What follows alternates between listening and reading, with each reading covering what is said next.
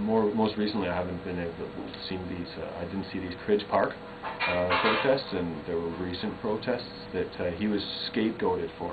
And this is an interesting thing that the Spiral Island protests at the city.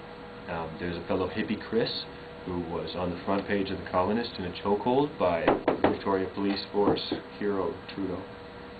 Yeah. So let's start over at the Spiral Island protest at City Hall. There was a skirmish that reached that was on the front page of the Times Colonist with Hippy Chris in a chokehold by Victoria Police Force hero Trudeau, Officer Trudeau, and it's obvious that he can't breathe in the photograph. And meanwhile, Trudeau is gesturing with his other hand, dealing with the crowd, oblivious to the chokehold on Hippy Chris. Trudeau thought somebody pushed him from behind, and in the video it's clear that it wasn't Hippy Chris. Meanwhile, the mayor Lowe, still the mayor back then, was around the other side giving a speech. Now, I got hired as the investigator, legal investigator, by Hippy Chris's lawyer, Robert Moore Stewart, because at that time, legal aid would pay for an investigator up to, I don't know how much it was, as long as it was an indictable offense and there was a plea of not guilty, which it was. So Robert said, well, you're in this anyway, why not I'll hire you. So I went around collecting statements from different people. Doobie, still around, she saw the thing go down. There were a lot of people, including the window washer, including councillors. At that time, Mo Sahota was still with A-Channel, and he was also an official witness. So I went around stirring things up, looking for statements. Now, how they dealt with this. Now, there was a lot of press at that time, but nobody reported what happened. And this is what happened. Hippy Chris had a girl that he liked. They came by and arrested her, knowing that Chris would be upset about that, just like he was upset at the arrest at the protest that caused the violence with police chief hero police hero Trudeau. So what they did was they arrested this girl that Chris liked.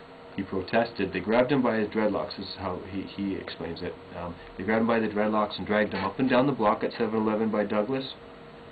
And then they brought him to the police station and applied pressure points on certain parts of them, like pressure points. Then the Crown wanted, since this was the second offense, the second arrest, the Crown wanted to hold him until his trial date, which was 6 months away. Or he could plead guilty, and they would ask for a 3-month sentence. So he can plead innocent, wait for his trial, 6 months down the road, and they would ask to have him held in jail. Or he could plead guilty, and they'd give him 3 months.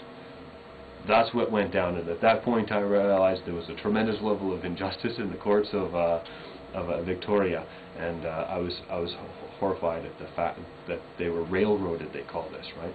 And since then there's been other incidents. A lot of people have gone down again and again in the city.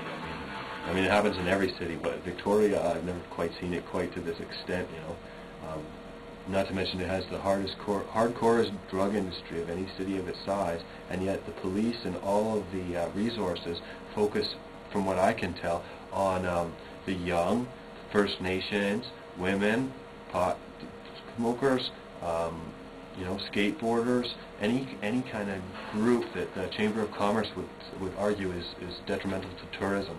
So I've never seen anything like it in a city like this. Not in this size. I mean, Quebec City is the closest thing, and even Quebec City has, well, they're not like this. And Trudeau, in his defense, he is a hero. I mean, there was a fellow who opened up with a shotgun, and Trudeau kept civilians out of the way without any regard for his own personal safety.